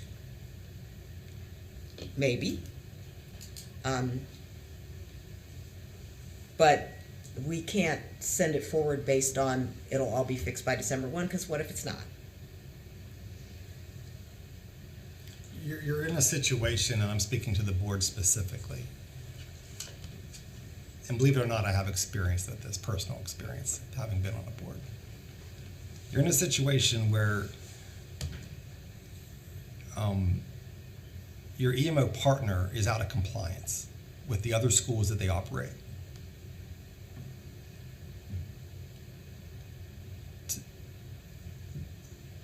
You have to understand, I'm sure you do, how that impacts your application and the likelihood of approval. I'm not saying it's going to get approved or not approved, but at least understanding. And it sounds like you do, because it sounds like you've put together an alternative plan if you can't move forward with Torchlight. Or if you're in your own board discussions, don't feel you want to move forward with Torchlight. But the timeline for making that decision, you won't know the answer to that until after all the things that Torchlight needs to do to get back into compliance, which maybe is December, maybe is February, maybe you, in fairness to you, don't have the answer to that right now, and neither do we. And I think that's the point. I think what we have here is a prediction as to whether or not we will or will not comply or be in compliance. And I think it's a big stretch for us operating 20 years with little to no issues with respect to EC. We have an issue now, and we got 20 years of experience, so it's more likely that if there was a concern, that we'd have it addressed. And I think this is the kind of management company that the board is expecting, not a management company that has the solutions or have the answers to all the problems, but know how to address concerns and problems when they occur. And so that's what it's all about. That's why, we run businesses. Dan Forrest runs an architectural firm, or we run other operations. So Since this conversation is about Elaine Riddick, I don't want to go into details about noncompliance at Torchlight or not at Torchlight. I thought that was the issue. That is the issue, but I don't want to go into the details of it, of the noncompliance. And so when you say we've never been in noncompliance before, I don't want to litigate that. You're in noncompliance now. And we have to make a decision based on what's happening today. Well, let me ask Okay, you this. if I So- may, Go ahead. just briefly, and I do understand that there's a time restraint here, and I respect everyone's time. But I just want to bring up a point here that is valid, and it's valid today. The U.S. Department of Education has found that the state of North Carolina Department of Public Instruction is non-compliant and needs assistance in implementing the requirements of Part B of the IDEA N3 of the past 7 years, including 2021, 2019, and 2014, according to determination letters on implementation of IDEA. So those are state-run schools that have issues and that are non-compliant. So I just would like for this board to take a look at that and understanding this is a little bit of the pot calling the kettle, so to speak. And I just say that because, there is no entity or anything that is perfect. However, the assistance is there to correct these matters. So I just don't want to be rushed to a decision, especially with not all the information available to us to even make the determination, but we're going to make it anyway today. And that I'm understanding that is going to happen. That's fine. But we need to also address that the state itself is not able to remain compliant in all areas. Thank you. Can we go into closed session and discuss with our attorneys? You want to make the motion, please? I'll make the motion to go into closed session. There's like verbiage you have to say. Verbiage one, yeah, that's right. Yeah, verbiage.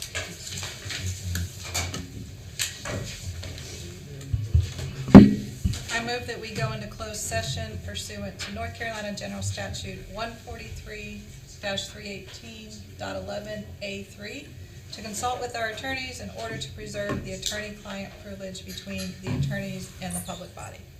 Can I get a second? I'll second. All in favor? Aye.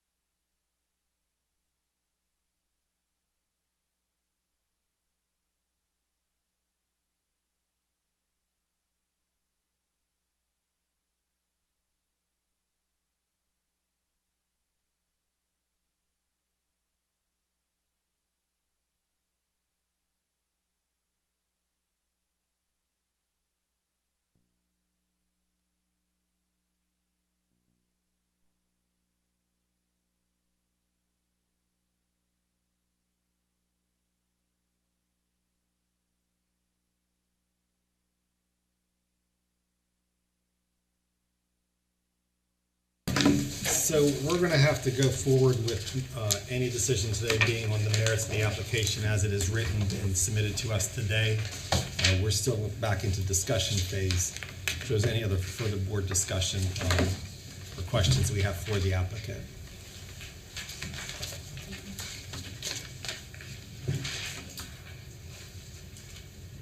Hearing none, do we have a motion? Before you motion, can I pose a question, please? I'll allow it. Okay, thank you very much. Is it the business of the state? I'm sorry. I just want to make sure we're clear so that we're not confused, right? And I'm asking you, this non-compliance, does it only apply to schools that are trying to open? Or does it apply to all schools? And then the next part of that question is, if it applies to all schools, are the actions the same? That the schools can no longer operate or the schools can't move forward? We're asking because we just want to get a better understanding in terms of where we are.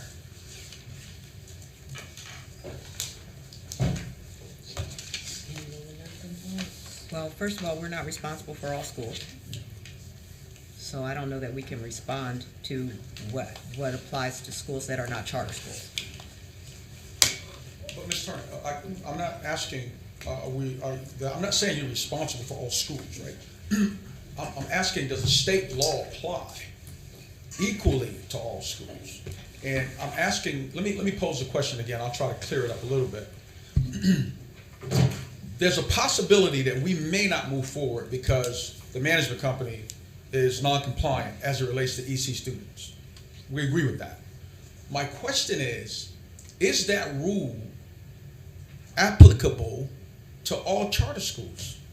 And if it is, does that mean if a charter school is out of compliance, that they should still be allowed to operate, or they will be closed down? Because there has to be a rule that the state is moving from. In order for you to make a decision, you have to be using a rule. And I'm trying to understand that rule so that we can better understand the process. That's all. My response to that would be that if a charter school is out of compliance compared to a traditional public school, we do know that obviously the trump card is the charter school can be shut down. And if they're perpetually out of compliance or low performing, they will be shut down. That's what you know when you get into this business of charter schools. Right. Respectfully, you don't have a school yet. So there's nothing to shut down or to... Yeah, but we're moving forward as a school. Right? Well, the thing, I think we're doing some hypotheticals here. I think, I think, but the question remains is this application at this specific time with the facts that we have right now. I have one last question. Right, could I? Just one last question. And this is the last one for me. The last question is, we ask if we can move forward with a contingency, right? We posed that question. And I believe the answer was no, we don't do that. Something to that extent, right? And I just want to make it clear that contingencies have been used before. And the other thing I want to make clear is that the meeting is in March and not February. So if we were allowed to operate still with Torchlight until February even if you're saying February, and if they didn't come into compliancy, then we shut down. Then they're removed from our school. Thank you. Thank you. Any other discussion amongst CSEP members? No. I think I'd asked for a motion before. I didn't know. Again, Mr. Friend, I'd like to make the motion that we do not move Elaine Riddick forward this time. And I second. So we have a motion, we have a second. Any further discussion on that? Or any comments that any CSEP members would like to make?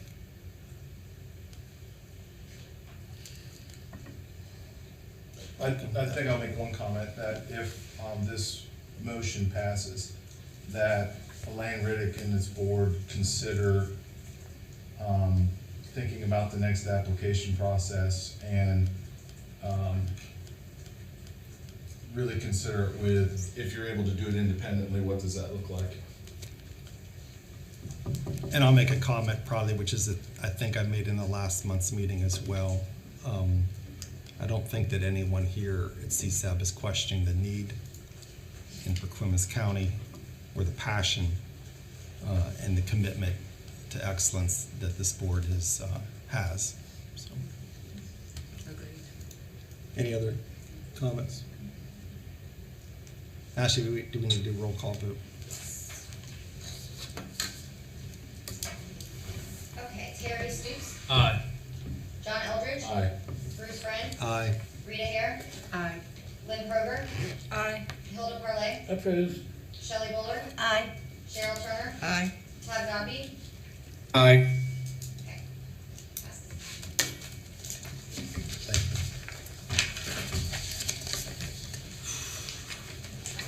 All right, we have one last presentation today. Mr. Johnson, are you on the line? Can you hear me?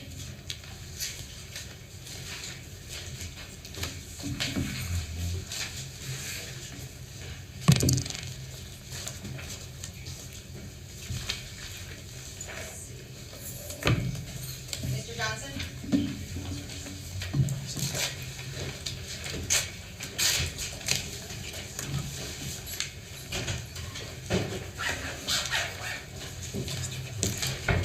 Maybe we're 10 early.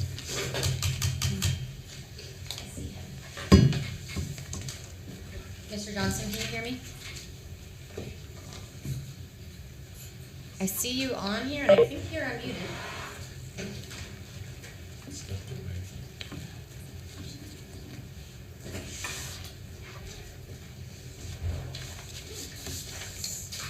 Wilmington Prep, are you there?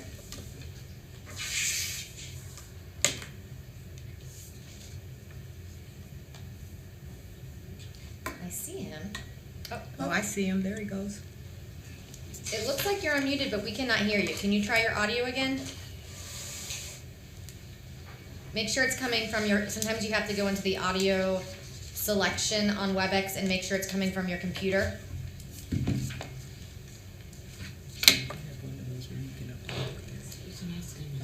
Credit union, you gotta take it to the bank.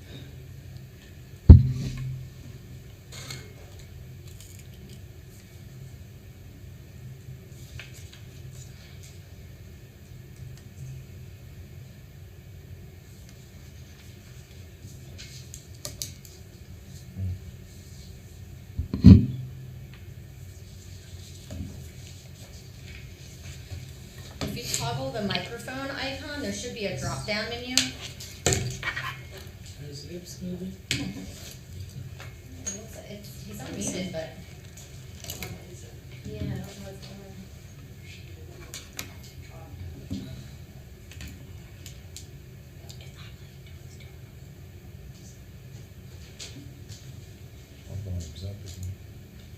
on. You should see like a microphone icon that you can drop down and select the audio.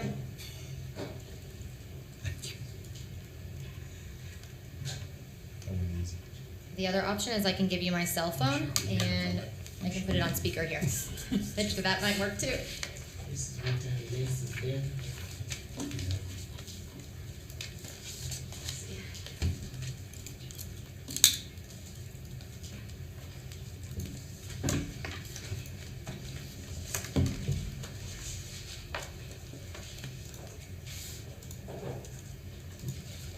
Can you call me? I might have to call myself and I can put it up here for you guys to see that.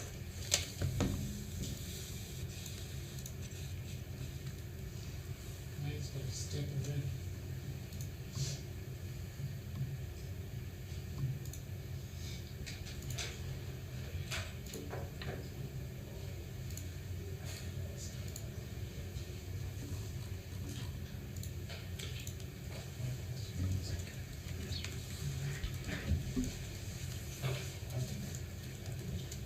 Mr. Johnson?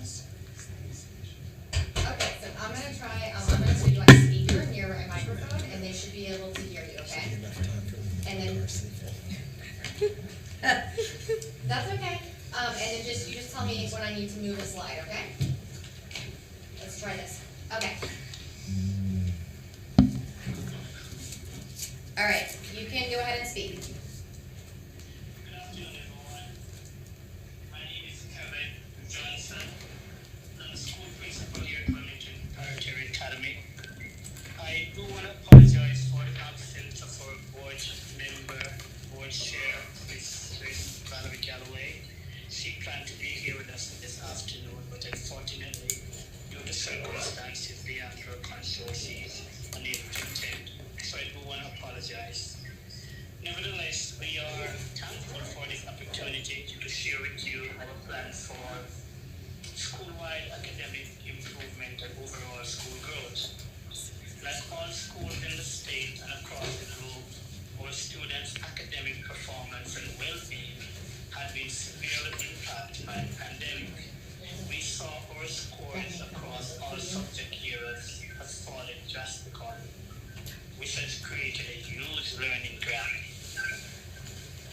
However, with our students back in the building, we believe that that afforded us the opportunity to better close this gap. But the question is, how will we go about doing this? I'm getting a lot of feedback. Could you give me a minute, please? Let me. Yeah, he's muted now. Alright, I'm sorry. Well, just thinking. Are there two, do you have two computers up at the same time? No. Okay. Yeah, this is my phone, but it's not my computer. Let's see. If there are two, yeah, I wonder what's, okay.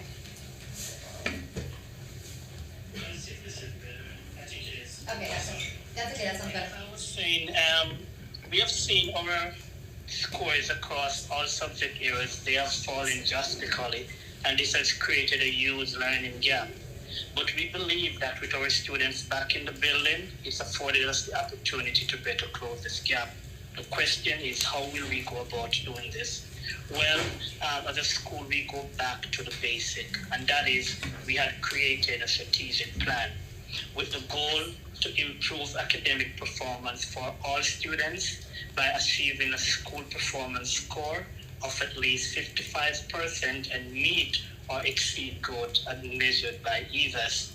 Now, this strategic plan will focus primarily in two areas, that is academics and health and wellness.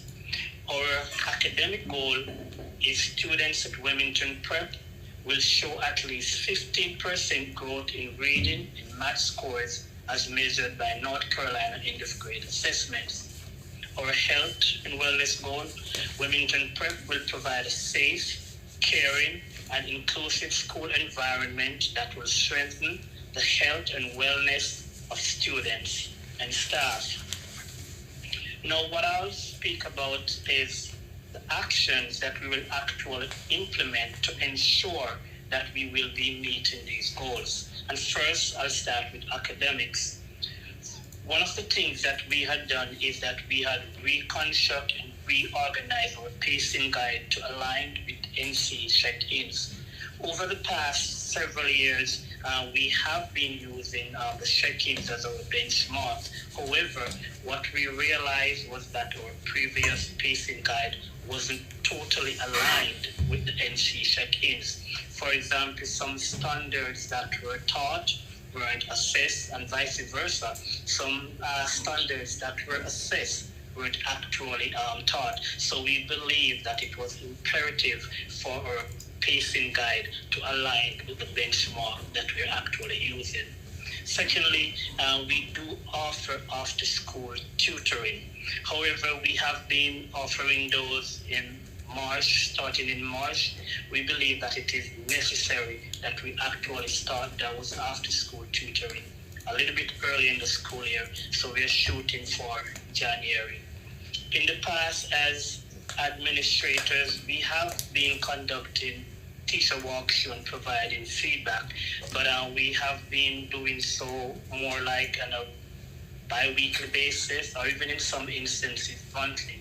We feel that it would be more beneficial if as administrators we're in those classrooms on a weekly basis and provide instant feedback to our teachers.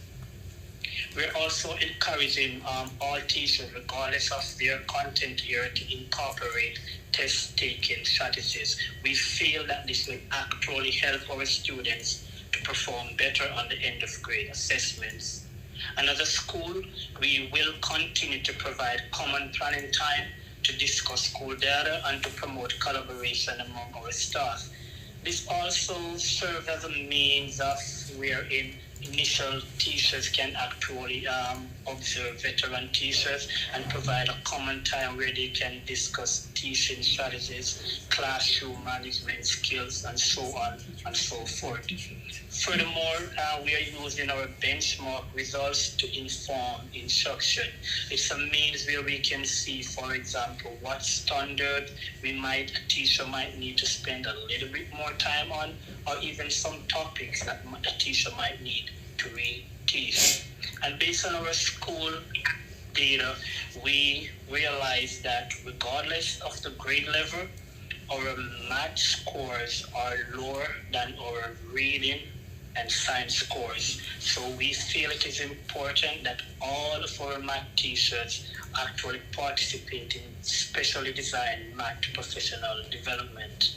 And last but not least, we believe that it is imperative that we disaggregate all available data so that we can see what areas our students are really making progress in, as well as what areas we need to provide remediation.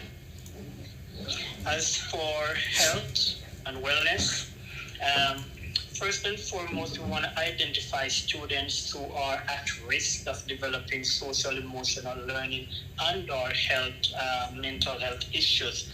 And once we identify those students, then we would want to provide intervention, and we seek to do so primarily through our NTSS team. Our intention is also to increase supplemental interventions through partnership with counselors and social workers, interns at our local university. And we're speaking specifically of UNC Wilmington.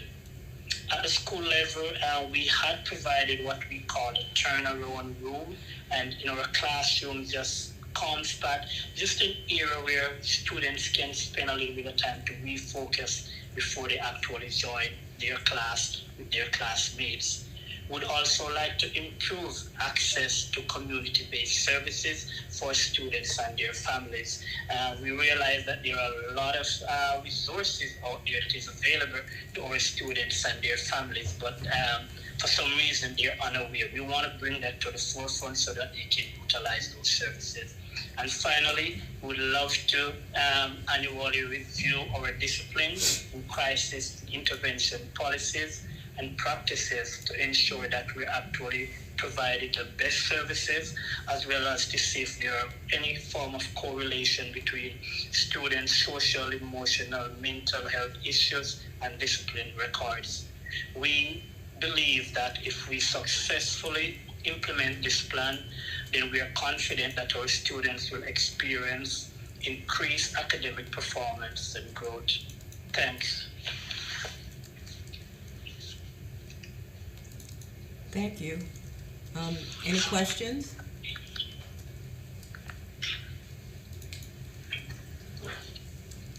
Well, thank you very much for your presentation and on your work that you've done preparing for your students. We thank you. Thanks. Thank you, Mr. Johnson. Thank you. Okay, goodbye.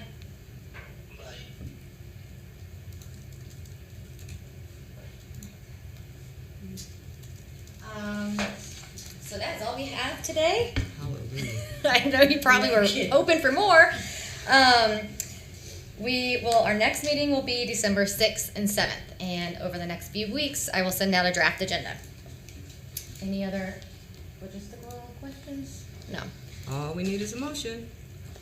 I'll make the motion to adjourn. I second. All in favor? I have some discussion.